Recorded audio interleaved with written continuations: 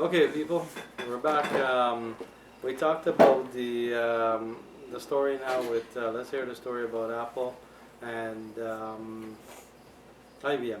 Apple was actually they had the black and white machines first. I think it was the Apple. They had the first series Apple, Apple One, Apple Two, Apple IIc, and all that stuff. Um, so they were going on. They had what was interesting that the Apple had. They had expansion boards inside, which the other Atari and Commodore didn't have. Atari only had expansion for RAM upgrade from the top, which was only an Atari 800. But that was all they had. They didn't have expansion to put in boards or cards in, which the Apple had in those series. They had that. Now the IBM had expansion cards. They were designed for business, for people adding boards or cards in the system. They were heavy. They were, you dropped it, the thing would still work. They were so strong, and they weighed a ton. And this was the starting off with the IBM XTs, and they had hired a company called Microsoft, Bill Gates, to create the MS Microsoft operating system. Now, Bill Gates and I forgot the guys for Apple, Steve. All these guys. Job? Huh? Steve Jobs? Steve Jobs. Okay, Steve Jobs. The guy, they were partners. They started in the garage, and they actually started developing programs and all that. In most cases, they end up buying somebody's program, pay them off, take the program, and then they just revamp it or fix it up, and then sell it back to IBM or whoever that they designed for. So they were doing that, but that was what they were doing before. And then they ended up splitting. They probably broke up, partnership story, and then they formed their own story. Bill Gates had his Microsoft, and then Steve had the Apple. So they were creating. Bill Gates wasn't involved in the hardware, but he was writing software applications for the IBM.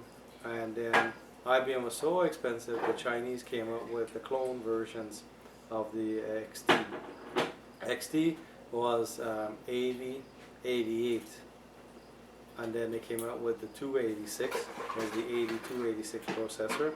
Then they came out with the 486. The 386.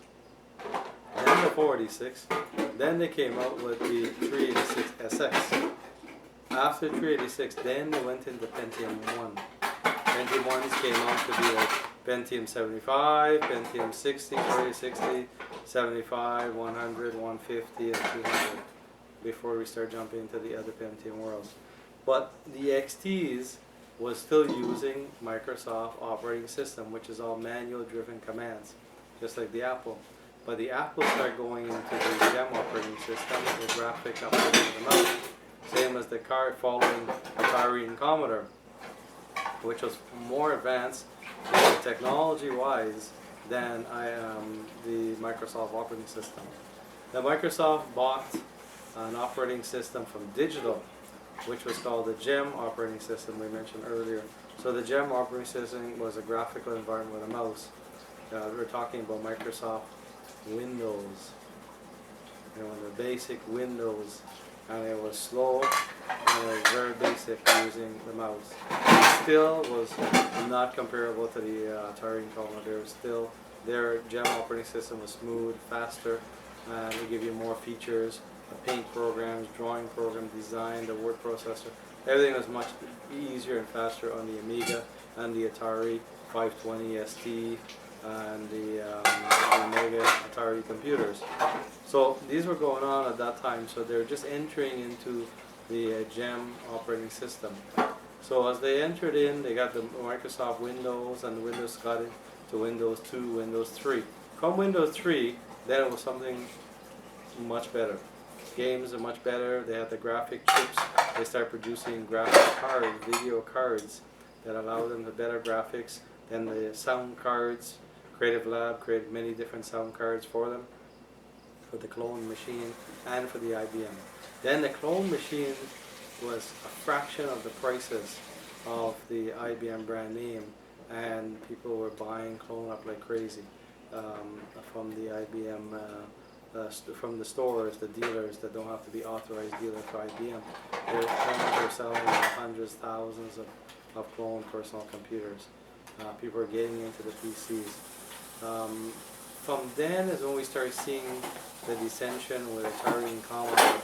People moving more to the PC for IBM compatibility. They wanted to have the compatibility from their business, their work, to the personal. So they can go back and forth from work, and then they can use the data from work and put it on the machine at home. They couldn't do it with Atari and Commodore.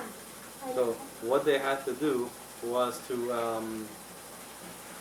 buy IBM. So that's why, and they didn't buy IBM, they bought the clones. We call them the clone PCs.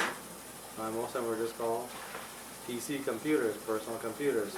So they're buying them and they're building machines, and they have much, the games are just starting to be developed, and people focus the market for developers of game. They took their companies are developing these software packages and start pushing more on the IBM, and lesser on the Atari and Commodore. Eventually, Atari and Commodore went bankrupt, and that was the end of their history and their story. I still think, you know, they were a far superior machine. They're far better machine. They were ahead of their time compared to the IBM and the Windows environment. But that was the past. So Microsoft took over, and the only competition they had was the Macintosh. They came into the Apple came with a Macintosh, and that gave IBM a run for their money also, because the Macintosh was smoother operating system, faster, not as sluggish, no viruses like that the IBM clones had. So this was the trend of how that market ran. So this gives us an idea of how the computers change, start from the beginning, how they progress, how they change, who was on top of those times in successful in the computers, and who actually took over the market. So today now it's mainly the IBM compatible. The clone machines are out there. They have more advanced games, more graphics, business application. And the only one giving a run for their money is the Apple. A lot of people are buying Apples now, so they're catching up. Now they come with the iPods and all these different technologies. Apple's coming through, which a lot of companies are buying into their technology for all the wireless stuff that's available now. So this brings us into the series of how computer originate, how the beginning of computers, the history of computers, all of these things. It may or may not be important to some people, but at least you know how we came and how we developed. And if we look at the time frame was very short, from the 1978 to now. We're talking 30, 40, not even 40 years. Between 30 to 40 years. Look how advanced the computer technology came out. Look at what we have now and what we had back then. How small the technology has got. Even the fact we're using this camera to video, it's very, very small camera and very, very powerful. Before you need a big, giant camera to do broadcasting of video. So the technology has changed within the 30, 40 years. In the next 20, 30 years, the technology will be even more advanced, even more smaller, less heavy, lighter.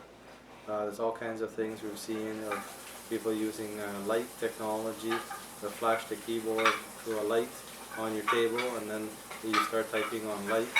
People have these small designer tablets. We have the iPod, we have the iPad, we have tablets that you can do all your internet surfing, all these different technologies as advanced. So this is the end of this series on the beginning of computers and the technology of computers. Thank you very much. I hope it's beneficial for you. Take care and have a great day.